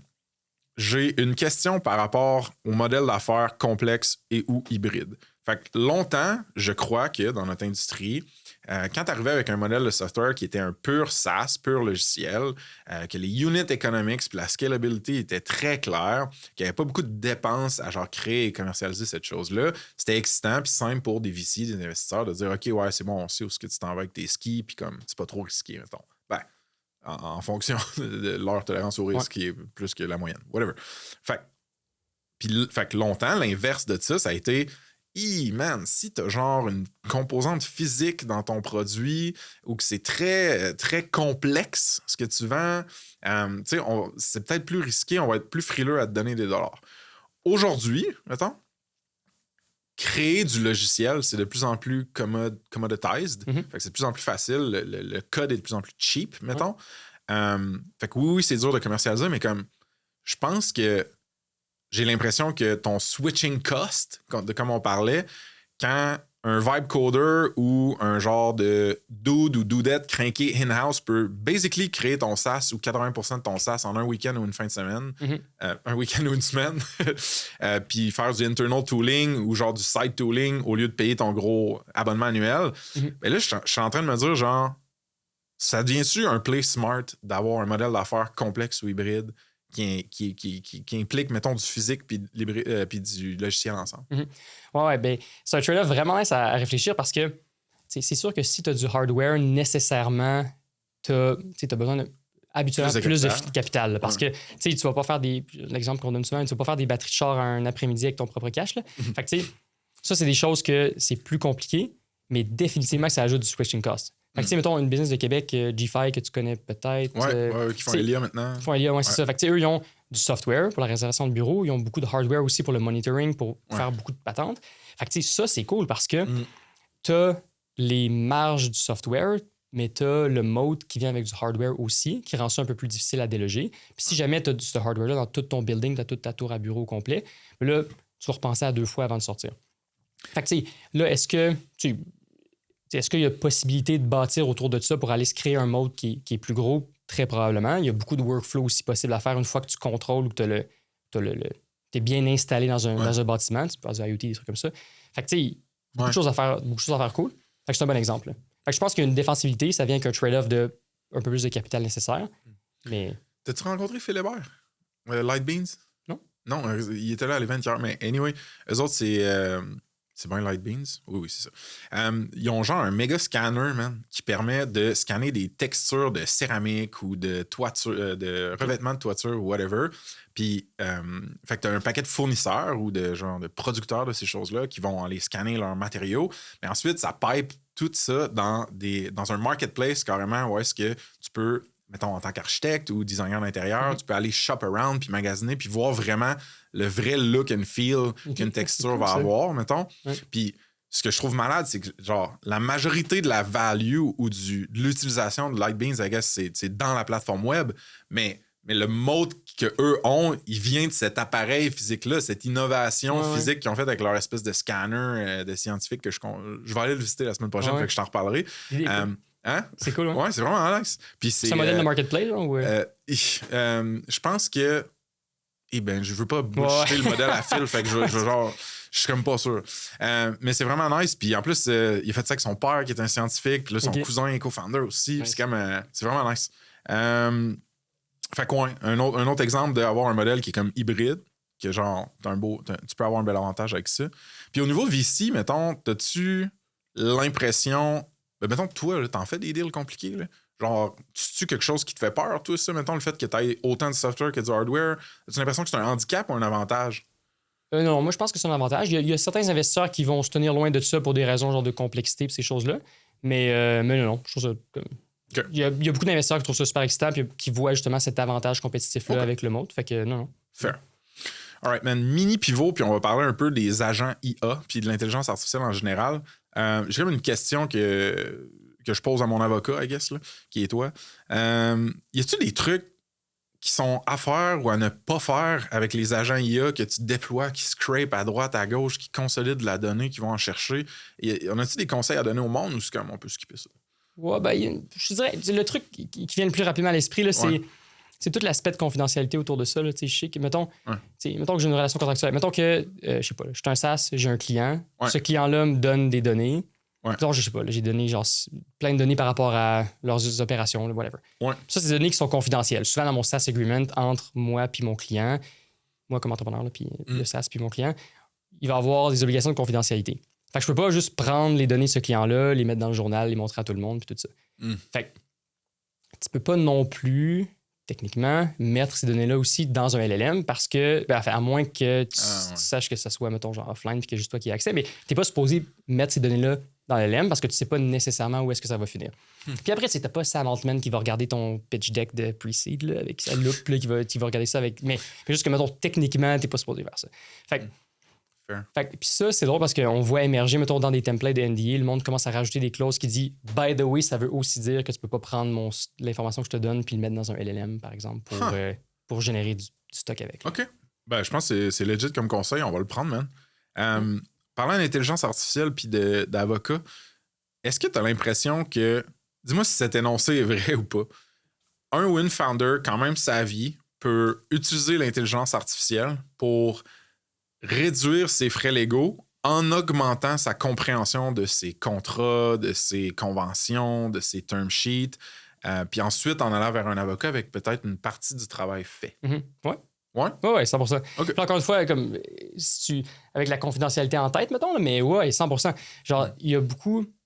Genre, j'encourage le monde, quand ils reçoivent, mettons, un contrat ou qu'ils reçoivent quelque chose qu'ils ne savent pas nécessairement ce que ça veut dire, de juste comme copy-paste la clause, puis tu t'enlèves les noms pour être sûr que c'est confidentiel, mais le mettre dans un LLM, juste voir c'est quoi la... Idéalement, mettons un LLM local qui roule sur ton poste. C'est ça, exactement. Ou mettons, t'enlèves les noms des parties. Okay, ça devient juste ça devient du texte générique. Là. Fait que, tu sais, juste pour avoir une meilleure idée, c'est définitivement mieux que YOLO. Fait que genre, on est... De faire rien du tout puis de l'improviser, c'est pire. Oui, mais dude, ma question, elle va plus loin que ça. C'est genre, si quelqu'un a fait vraiment ses devoirs comme il faut, assisté par l'IA pour comprendre puis savoir ce qu'il veut, as-tu l'impression que son bill réduit après? Son bill légal? Ou toi, de ton bord, tu vas faire la même job, la même quantité de job? Non, on ne redédoublera pas le truc. Là.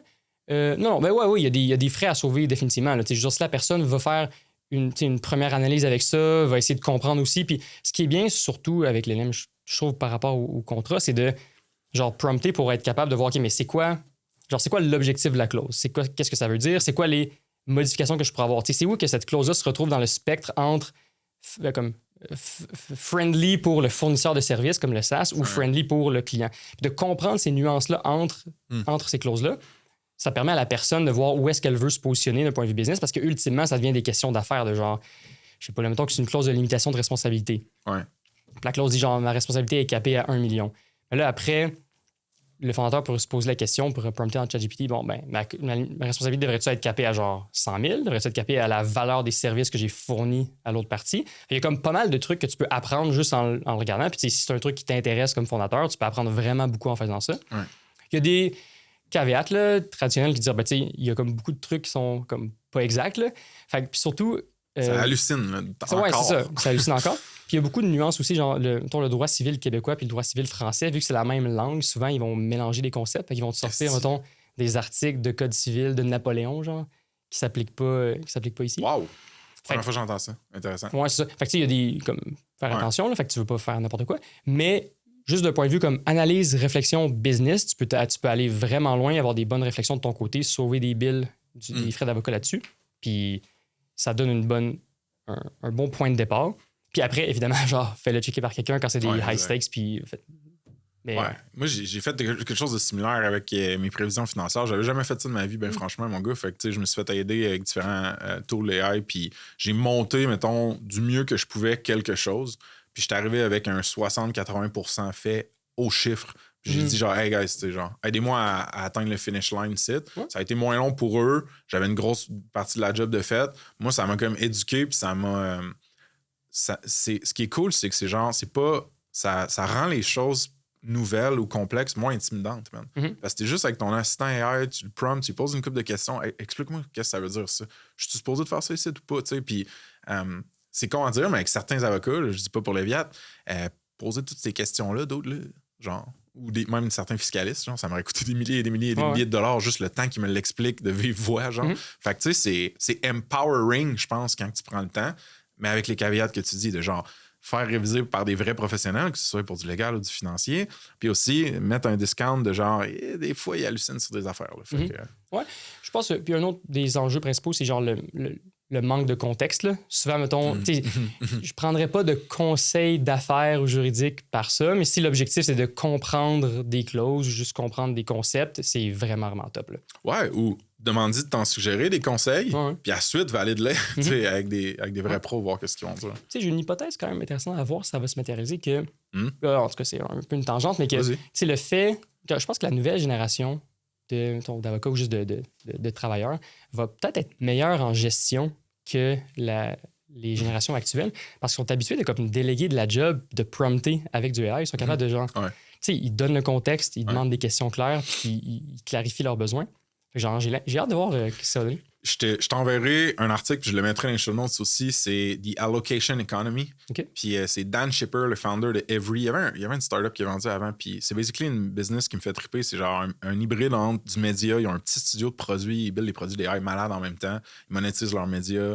Puis ils font aussi du consulting. Fait que c'est vraiment intéressant ce qu'ils font comme play. Puis c'est beaucoup autour de l'AI, évidemment.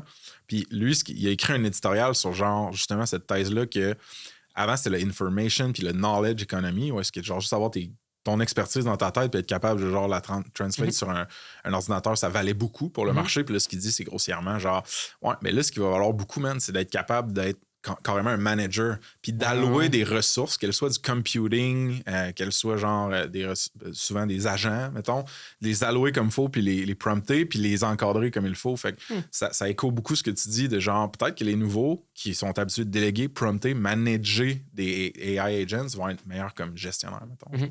C'est intéressant. Cool, man. Next up, on s'en va vers notre closing pas mal, mon vieux. Next up, je voulais savoir qu'est-ce qui se passe chez Léviat, mettons, dans 5 ans. Y a-t-il des trucs qui vont être différents d'aujourd'hui, mettons? Ouais, probablement. Avec les technologies qui avancent beaucoup, probablement qu'on va juste continuer à innover avec des tools internes, là, juste pour être de plus en plus efficace à l'interne. Je pense que d'un point de vue genre juridique général, surtout, le droit en tant que tel évolue pas super vite. Fait que c'est à nous juste d'évoluer à l'interne au niveau de l'efficacité, de l'optimisation. Fait que je pense que ça, on va continuer à le faire. Au niveau de la croissance, on est toujours en mode genre, petit train va loin. Là. Fait que je veux dire, on continue à gaucher, on continue à croissance, une croissance organique. Puis continuer à représenter les founders. On veut juste avoir tous les founders au Québec. T'as-tu genre un... Tu sais, en SaaS, souvent, tu vas voir certains pivots ou genre d'ajustement de go-to-market où est-ce que le SaaS va dire je m'en vais plus up-market, man. Je bouge genre vers du mid-market ou genre je vais chercher les plus gros comptes parce que genre je veux grow mon revenu plus vite. T'as-tu ça en droit aussi ou est-ce que tu pourrais-tu décider d'aller chercher les plus gros comptes, les plus gros clients, genre? Ouais. Tu sais, c'est sûr que notre mission à la base, quand j'ai créé Léviat, c'était vraiment pour être plus abordable et disponible pour les compagnies early stage. Fait que il y avait comme Pre-Seed, Seed, Series A qui était vraiment notre focus parce que c'était mal desservi à l'époque. Puis je pense que ça allait encore mal desservi. Et donc, c'est vraiment le marché qu'on veut attaquer. On va être disponible pour ce monde-là, puis on va être abordable. Okay. Ceci dit, à l'intérieur de nos clients qu'on a depuis genre quasiment 10 ans, ben là, il y a des clients qui, eux, s'en vont up-market. On continue à les desservir, puis on continue à innover puis à sortir des produits qui sont spécifiquement faits pour eux puis leur stade d'avancement. Pour donner un exemple, quand la compagnie passe de un groupe de founders à une team de comme, je sais pas, 200 personnes avec un general counsel à l'interne, ben une des façons qu'on peut être plus efficace puis continuer à les aider, c'est avec un modèle plus comme General Counsel as a Service ou genre Fractional GC ou whatever, qui est l'équivalent d'un Fractional CFO, mais pour le légal. C'est-à-dire, tu sais, on est dans leur Slack, on voit tout ce qui se passe, ils nous envoient des trucs, leur monde de RH, leur monde de sales peuvent nous pigner. Fait que c'est pas mal plus intégré dans le day-to-day de la business, pas mal plus optimisé pour la rapidité que pour le coût. Nice. Mais c'est ça, c'est une évolution qu'on voit. Puis, c'est venu un peu comme naturellement avec nos clients qui grossissaient et avec juste des nouveaux clients qui sont venus qui avaient des besoins similaires. Là. OK. Makes sense. Side note, avant que j'oublie, Harvey AI, ça dit quoi? C'est genre un vertical SaaS, AI SaaS tool, vraiment pour les avocats. En tout cas, je me demandais j'en ai juste vu une couple qui ont tous des noms qui sonnent comme dans des trucs de suits. Là. Faut juste que je me rappelle c'est lequel de ceux-là. Là, mais... Anyway, si jamais tu taponnes avec ça, un moment donné, je serais curieux d'avoir ton feedback. Puis dans les outils que vous utilisez à l'interne, qu'est-ce que ça veut dire? Oui, c'est drôle parce que, genre, mettons, une fois par mois, je me fais pigner par quelqu'un qui dit « Hey, je fais un tour de AI pour du timekeeping, là, les clocks pour les avocats. Veux-tu essayer? » Moi, je suis toujours bien hype. Fait que je fais « Ouais, let's go, regardez ça. » Ouais, mais t'es un triple de start-up aussi. C'est ça. Mais genre, un truc qui me fait rire un peu, c'est que genre, on est tellement loin. Le domaine juridique est vraiment loin de boire le même Kool-Aid que toi puis moi. Là. Fait que genre, mettons, je parlais à quelqu'un d'un grand cabinet national qui me disait ouais, pendant la COVID, nous, on avait des enjeux au niveau de la facturation, c'est plus difficile. Ben, je suis là, c'est parce que genre, les clients ils étaient stressés, fait qu'ils payaient moins vite. Non. C'est parce que pendant la COVID, nous, là, les partners, comment ils font leur facturation, c'est qu'ils prennent leurs entrées de temps à la main sur une feuille. Impossible. Mettons genre 0.5, réviser le contrat. Après, ils l'envoyaient par la poste. Parce que c'était la COVID, là, tout le monde était chez eux, travaillait chez eux. Ils envoyaient par la poste ces feuilles de temps à son adjointe, qui les mettait dans le genre le logiciel de timekeeping, qui imprimait les feuilles de temps, qui le renvoyait à l'associé, qui faisait des markups de genre ah non, ça, il y a un typo ici, qui le retournait, elle le finissait, puis là, après, il envoyait la facture. Je saigne les yeux, dude, ça n'a pas de sens. Fait que tu sais, fait que là, après dire, est-ce que le low-hanging fruit, c'est le timekeeping? Probablement. Là. Ouais. C'est très possible. Aïe. Mais tu sais, pour ce monde-là, définitivement. Puis là, est-ce que c'est eux les early adopters? Je sais pas, comme ça va être tough là, qu'on reste du monde de même. Il y en a qui n'ont même pas. Il y en a qui n'ont même pas Word sur leur ordi. C'est comme leur adjoint qui imprime les documents. Puis, en tout cas. C'est épouvantable. Fait que tu sais, il y en a beaucoup qui sont loin. Fait que, est-ce que, mettons, moi, je suis un early adopter de son tool de timekeeping? J'essaie tout le temps parce que c'est cool, mais genre, tu sais, à la fin de la journée, genre, tu pèses sur play, tu pèses sur pause, tu mets genre révision de contrat.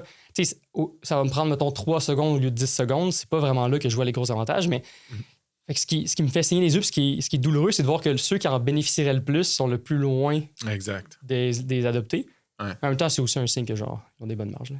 Ouais, c'est clairement. Là. Puis, c'est en tout cas, t'as-tu déjà entendu ça? Je pense que c'est la deuxième fois que j'en parle sur le pod de la théorie que genre 40% des jobs, c'est des bullshit jobs dans l'économie. Ouais. Que genre, tu sais, tout ce que tu viens de dire, là, tous les steps du process, là, puis les gens qui ont eu un salaire ou de la rémunération, les prix qui ont été chargés pour ça, c'est genre avec un tool ou un petit flow. Ça 50$ genre... par-ci par mois. Là. Ouais, fucked up, man. All right. Quand est-ce qu'on va pouvoir parler de ton autre projet, quote unquote, Guillaume? Bientôt? Pas tout de suite? Parfait. On garde la surprise pour un peu plus tard. Y a-tu un ou des SaaS à l'interne chez Leviat qui vous amènent du bonheur? Ouais. La missive. Ah, ben ça donne bien son partenaire que ça se passe. Placement de produit. Pour vrai, là, ça, c'est un bon exemple de Workflow Gravity, là, pendant que sujet. Ouais. Genre, tu sais, toutes les automatisations puis les règles que tu peux faire à l'interne pour genre le triage de email inbound, tu sais, entrant-sortant. Je pense que je vais être rendu avec genre 250 règles. Genre, de sortir ça, si ils jackaient leur prix, pas mal sûr que ce serait trop painful de recréer ces règles-là. Phil, fais-moi pas ça. Mais genre, pour vrai, c'est vraiment débile. Ouais. C'était quoi avant? Avant que tu utilises Missive? Outlook, là. OK, c'est bon. Tu sais, avec Missive, non seulement, bon, il y a toutes ces règles-là, mais aussi genre la collaboration, le fait de maintenant, avec leur nouvelle update sur les... comme si j'étais payé à faire ça, mais genre, pour vrai, je suis vraiment un fan. Genre, ils ont une sensibilité pour l'expérience utilisateur qui est comme tough à avoir, là. Ouais. Puis genre, ils font bon produit, genre toute l'allocation des tâches entre les gens, comme le tracking des tasks à l'intérieur d'un mandat, c'est vraiment comme super, super simple. Ça remplace même des Kanban boards pour certains projets. C'est surtout pour une business comme vous, que genre au cœur des communications clients ou même à l'interne, il y a beaucoup de courriels. Ouais, c'est tout ça. Genre, on vit dans notre mail client. Fait que genre, tu veux pas vivre dans Outlook, là. Do not go there. Y a-tu d'autres SaaS que vous utilisez ou un autre tool dans lequel tu passes du temps ou ta team passe du temps? Genre Pipedrive, là, mais principalement Missive. Pour vrai, là, ouais. Okay. Fair enough, man. Guy, T'as-tu des shameless plugs? N'importe quoi à promouvoir, man, à part évidemment les services de Léviat, là, si le monde en a question. Ouais, pour vrai, non, pas quoi de particulier. Là. Si des étudiants en droit ou du monde vraiment sharp qui veulent travailler dans un environnement comme ultra, genre le gros grind, là, c'est ça qu'on fait. Fait que genre, ça, c'est nice. Du monde qui sont vraiment passionnés par la technologie, passionnés par la finance. C'est vraiment le genre de monde qu'on veut rencontrer pour travailler avec nous. Super. Fait que ça, s'il y en a. Ouais. Ou si on veut juste rencontrer tous les founders du Québec. Fait que genre, on veut vous rencontrer. Parfait. C'est Guillaume Falardeau sur Léviat, sur LinkedIn, excuse-moi. Ouais. Ils peuvent t'écrire? Yeah. Guillaume, toujours un plaisir de parler avec toi, mon vieux. Merci, man. Yeah. All right, folks. Avec Ça se passe, on a une infolette de feu hebdomadaire qui est très moitié fun, moitié fond à notre sauce. Il y a des hot takes, des expérimentations que je fais, des histoires vraies de SaaS, vraiment pour t'aider à prendre les meilleures décisions, que ce soit par rapport à ta compagnie ou ta carrière. C'est une place où je peux être 100% moi-même. Ça fait du bien, j'adore ça écrire. Fait que d'avoir ce outlet-là, c'est complètement motivant pour moi. Il y a plus que 850 SaaS folks puis curieux qui nous suivent. Ça augmente chaque semaine. J'aimerais ça que vous en fassiez partie puis qu'on se rende à 1000 puis qu'on se rende à encore plus que ça. Ben franchement, ça me craint au bout d'avoir des nouveaux abonnés qui se joignent sur l'infolette. Ça me craint à continuer d'écrire, à continuer de faire de la recherche, de me poser des questions, d'analyser ma conversation avec cette fondatrice-là ou ce fondateur-là. Ça pourrait être transformé en un éditorial que moi j'amène dans l'infolette. Fait que si vous voulez aussi, vous pouvez joindre les SaaS Pals. On a un petit forfait payant là, qui permet de nous supporter directement comme individu ou comme compagnie. On a déjà plus que 22 personnes qui nous supportent comme ça. C'est insane. J'en reviens pas. Puis eux, ils font ça en échange contre des extra goodies, right? Fait que pense à, mettons, des updates extra que je fais avec personne d'autre qu'avec eux, des previews de la roadmap du podcast, des rabais sur les événements, puis d'autres trucs. Fait que vous pouvez aller sur saspace.com. Il y a un pop-up qui va vous apparaître d'en face, en théorie. Puis sinon, il y a, dans le footer, vous pouvez vous inscrire. Sinon, vous googlez SaaSpace puis Beehive. C'est l'outil qu'on utilise pour l'infolettre.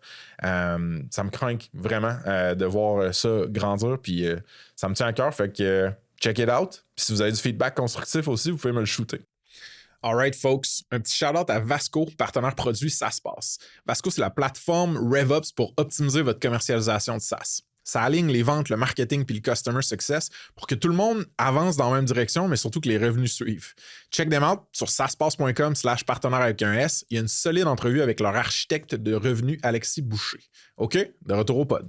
Ça se passe, c'est une business d'amour, une business indépendante. Il y a un paquet de choses que vous pouvez faire pour nous supporter dans notre croissance, pour qu'on puisse continuer de créer du contenu de feu, d'organiser des beaux events, puis de mousser, puis de tirer par le haut cette communauté tech-là qu'on a au Québec. First, si vous n'avez pas ajouté votre SaaS sur notre plateforme, allez sur saspace.com, il y a un gros bouton mauve pour faire juste ça. Vous pouvez check out le job board. Si vous avez une offre d'emploi quelconque, c'est gratuit, un outil super cool pour toute notre audience puis notre réseau. Si vous ne nous suivez pas déjà par rapport au pod sur Spotify, Apple Podcasts, allez faire ça s'il vous plaît. Puis vous pouvez aussi nous laisser un review, ça nous aide vraiment beaucoup.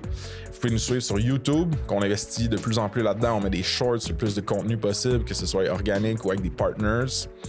Fait que check this out. Si vous voulez venir aux événements puis pas manquer de billets parce qu'on est souvent sold out, vous devriez nous suivre sur Eventbrite. Fait que vous allez sur Eventbrite, vous écrivez ça se passe, vous pouvez vous abonner puis avoir des notifications. On fait ça roughly à peu près chaque mois-ish. Puis last but not least, suivez-nous sur LinkedIn puis Instagram. On met du beau contenu, du contenu souvent drôle. Fait que je pense que ça vaut la peine. Je veux finir cette outro custom-là un petit peu en remerciant les partners certifiés de Ça se passe. On a des compagnies de fous qui nous supportent financièrement, stratégiquement, des fois même psychologiquement dans mon cas. Puis sans ces compagnies-là, la majorité du revenu de Ça se passe n'existerait pas puis on pourrait pas faire ça. Right? Fait que je veux que vous preniez le temps d'aller les regarder. saspace.com/partenaire avec un S. Ils sont tous listés là. Ils ont une belle fiche avec du contenu, avec des liens, des détails. Je vous les nomme rapidement. Léviat Légal, des avocats qui sont tech et founder friendly. Le Chiffre, des comptables et fiscalistes qui sont calés en tech aussi. Baseline, des gros geeks pour innover avec l'AI. Unicorn, des experts cloud AWS pour optimiser et scaler votre infrastructure. Puis on a aussi cette année des partners produits. Donc Vasco, une plateforme RevOps pour votre go-to-market. Missive, un inbox collaboratif pour vos teams, pour vos communications de team, pardon. Puis Apollo 13, un studio no-code pour construire des MVPs puis des side projects. Vous pouvez tout aller les voir sur saspace.com/partenaire avec un S.